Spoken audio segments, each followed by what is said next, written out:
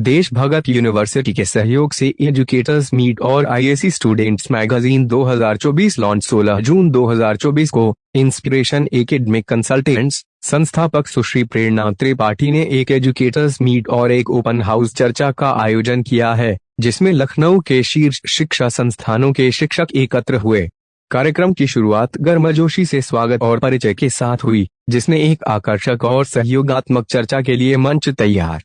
किया। इस आयोजन ने नए संबंध बनाने का अवसर दिया। एजुकेटर्स मीट के बाद कार्यक्रम के हिस्से के रूप में हमने अपनी छात्र केंद्रित पत्रिका लॉन्च की, इंस्पायर एस्पायर आईएसी की एक पहल, जिसका उद्देश्य छात्रों को आगे बढ़ने के लिए सशक्त बनाना है। यह पुस्तक विशेषज्ञों की सलाह, शहर की घटनाओं और प्रसिद्ध हस्तियों के अमूल्य सुझावों का खजाना है। आईएन से प्रधान संपादक विकास श्रीवास्तव की रिपोर्ट। वो लखनऊ से आज मैडम रखने जा रही हैं, जिसके लिए हम देश भगत यूनिवर्सिटी इनका बहुत बहुत धन्यवाद करते हैं।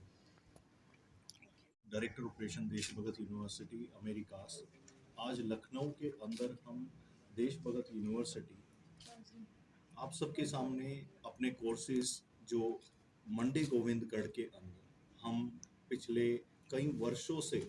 देश की सेवा के लिए हम रख रहे हैं। उन कोर्सेज में स्पेसिफिकली आयुर्वेदा है,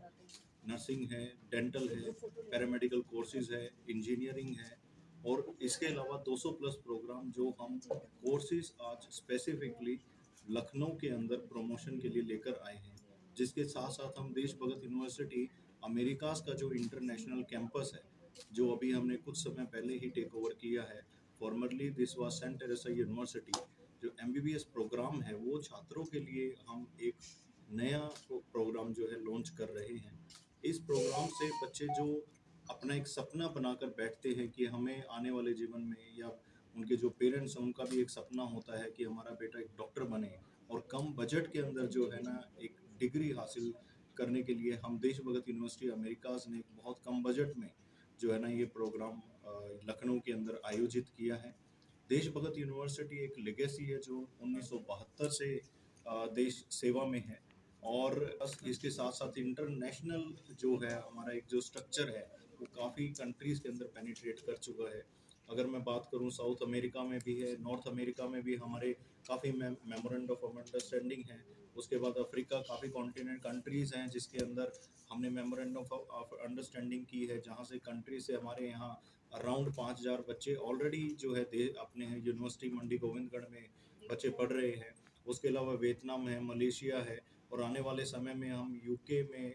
ऑक्सफोर्ड के अंदर भी जो है कॉन्फ्रेंस करने जा रहे हैं। तो ऐसी काफ़ी ऐसी विशेषताएं हैं जो देश भगत यूनिवर्सिटी बच्चों के लिए रखती है, जिसमें देश के साथ साथ जो है बाहर भी जाने के सुनहरे मौके मिलते हैं, जिसे हम एक स्टूडेंट एक्सचेंज का जो है ना नाम देते हैं, और फैकल्टी एक्सचेंज भी हमारी यूनिवर्सिटी काफ़ी प्रमोट कर रही है। इसके साथ साथ स्टूडेंट्स को हम एक स्कॉलरशिप जो स्कीम है, शक्ति स्कॉलरशिप जो है, इस तरह के भी जो है आयोजन हमने एडमिशन्स के दौरान हम करते हैं।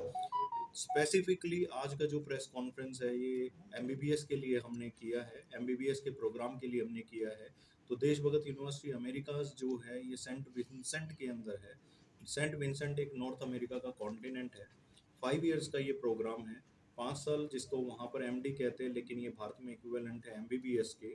और 5 साल में जो है pathway program to US, UK, Canada और सेंट विंसेंट में भी बच्चा अपना क्लिनिकल रोटेशन करके पाथवे प्रोग्राम कंप्लीट कर सकता है। 5 इयर्स के इस प्रोग्राम के बाद 1 ईयर का एक इंटर्नशिप भी है, ताकि बच्चा अपना प्रोग्राम 5 साल और 1 साल का इंटर्नशिप करने के बाद जब वापस भारत में आकर जो स्क्रीनिंग एग्जाम होता है, जिसका हम अभी अपकमिंग जो नेक्स्ट एग्जाम होगा, तो स्टूडेंट उसमें भी बैठकर अपना यहाँ पर भी अपनी जो है नेशन को, अपने राष्ट्र को जो है ना सेवा समर्पित कर सकता है। तो इसी के साथ मैं धन्यवाद कहना चाहूँगा। सर, आपके किस प्रकार आपका फाउंडर इंस्पिरेशन एकेडमिक कंसल्टेंट्स, हमने देश भगत यूनिवर्सिटी से सर हैं यहाँ पे, ये लोग आए हैं और एक एजुकेटर्स मीट का आयोजन किया है, जिसमें हमारे पास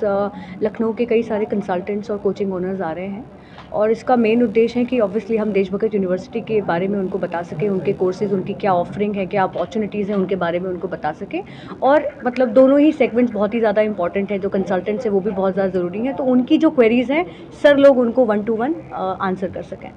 मौजूदा बात की जाए शिक्षा विभाग को लेकर लगातार सुर्खियां बनी रहती है कि बच्चों का माइंड डाइवर्ट हो जाता है कि आखिर इंटर के बाद वो क्या करें, हाई स्कूल के बाद किस क्षेत्र में जाए, आईटी में जाएं या यूपीएससी की तैयारी करें या एसएससी की तैयारी करें, तो ऐसे बच्चों के लिए क्या कहना चाहिए हमारे माध्यम से? देखिए मुझे लगता है ज़्यादातर बच्चे ऐसे ही हैं, और अभी मैं थोड़ी देर पहले ही कही रही थी कि कई सारे स्टूडेंट्स ऐसे हैं जिनको बहुत ही ज़्यादा कन्फ्यूज़न है, और उसके लिए मैं एक ही बात बोलती हूँ कि कोई भी ऐसी अपॉर्चुनिटी होती है जहाँ पे आपकी कन्फ्यूजन दूर हो सकती है, स्टूडेंट्स को उसका लाभ उठाना चाहिए। बहुत सारे अब तो स्कूल अपने तर पे भी कई सारी सेशंस ऑर्गेनाइज करता है, यूनिवर्सिटीज़ करती हैं, इनफैक्ट सरकार खुद भी कई सारी ऐसी योजनाएं लेके आई हैं जिनमें बच्चों को